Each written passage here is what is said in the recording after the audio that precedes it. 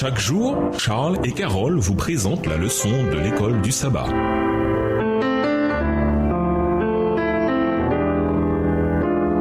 Bienvenue dans votre émission Dieu nous parle. Nous voyons la leçon de dimanche, le livre de la loi. Le roi Josias, qui avait 8 ans lorsqu'il est devenu roi de Juda, a régné pendant 31 ans, 640 à 609 avant Jésus-Christ, avant de mourir sur le champ de bataille. Au cours de la 18e année de son règne, un événement qui a changé le cours de l'histoire du peuple de Dieu, du moins un certain temps, s'est produit. Lisons 2 Rois, le chapitre 22. Quels enseignements pouvons-nous tirer de cet incident? 2 Rois 22, Josias avait 8 ans lorsqu'il devint roi. Il régna 31 ans à Jérusalem. Sa mère s'appelait Jédida, fille d'Aja de Botskat.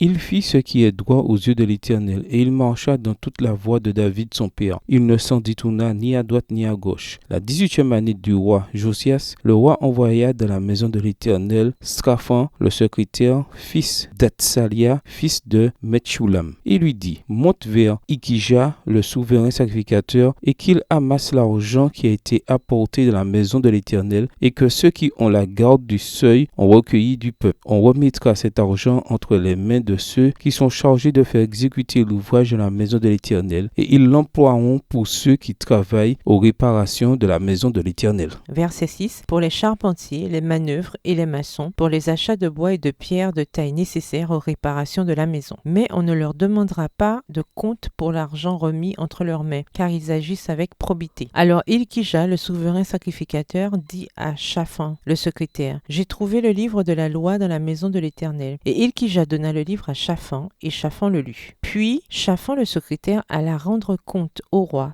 et dit: tes serviteurs ont amassé l'argent qui se trouvait dans la maison et l'ont remis entre les mains de ceux qui sont chargés de faire exécuter l'ouvrage dans la maison de l'Éternel. Shaphan, le secrétaire, dit encore au roi: le sacrificateur Ilkija m'a donné un livre. Et Shaphan le lut devant le roi. Verset 11. Lorsque le roi entendit les paroles du livre de la loi, il déchira ses vêtements. Et le roi donna cet ordre au sacrificateur Ilkija, à Achikam, fils de Shaphan, à Achor, fils de Miché, et à Shaphan, le secrétaire, à Akbor, fils de Miché, à Shaphan, le secrétaire, et à Zaja, serviteur du roi. Allez, consultez l'Éternel pour moi, pour le peuple et pour tout Juda au sujet des paroles de ce livre qu'on a trouvé. Car grande est la colère de l'Éternel qui s'est enflammée contre nous, parce que nos pères n'ont point obéi aux paroles de ce livre et n'ont point mis en pratique tout ce qui nous est prescrit. Le sacrificateur Ilkija, Achikam, Akbor et Shaphan et Azaja allèrent auprès de la prophétesse Hulda, femme de Skaloum, fils de Tikva, fils de Haras, gardien des vêtements. Elle habitait à Jérusalem dans l'autre quartier de la ville. Après qu'ils lui eurent parlé, elle leur dit: ainsi parle l'Éternel, le Dieu d'Israël, dites à l'homme qui vous a envoyé vers moi, ainsi parle l'Éternel, voici, je vais faire venir des malheurs sur ce lieu et sur ses habitants selon toutes les paroles du livre qu'a lu le roi de Juda. Verset 17. Parce qu'ils m'ont abandonné et qu'ils ont offert des parfums à d'autres dieux, afin de m'irriter par tous les ouvrages de leurs mains, ma colère s'est enflammée contre ce lieu, et elle ne s'éteindra point. Mais vous direz au roi de Juda, qui vous a envoyé pour consulter l'Éternel: ainsi parle l'Éternel, le Dieu d'Israël, au sujet des paroles que tu as entendues. Parce que ton cœur a été touché, parce que tu t'es humilié devant l'Éternel, en entendant ce que j'ai prononcé contre ce lieu, et contre ses habitants, qui seront un objet d'épouvante et de malédiction, et parce que tu as déchiré tes vêtements et que tu as pleuré devant moi, moi aussi j'ai entendu, dit l'Éternel. C'est pourquoi, voici, je te recueillerai auprès de tes pères. Tu seras recueilli en paix dans ton sépulcre, et tes yeux ne verront pas tous les malheurs que je ferai venir sur ce lieu. Ils rapportèrent au roi cette réponse. Les biblistes ont déterminé que le livre de la loi, 2 Rois 22, verset 8, mentionné dans ce chapitre, était le Deutéronome, qui avait apparemment été perdu pendant de nombreuses années. Josias fut profondément frappé lorsqu'il entendit lire pour la première fois les exhortations et les avertissements contenus dans ce vieux manuscrit. Il n'avait jamais compris jusque-là aussi clairement la netteté avec laquelle le Seigneur avait placé devant Israël la vie et la mort, la bénédiction et la malédiction. Deutéronome 30, le verset 19.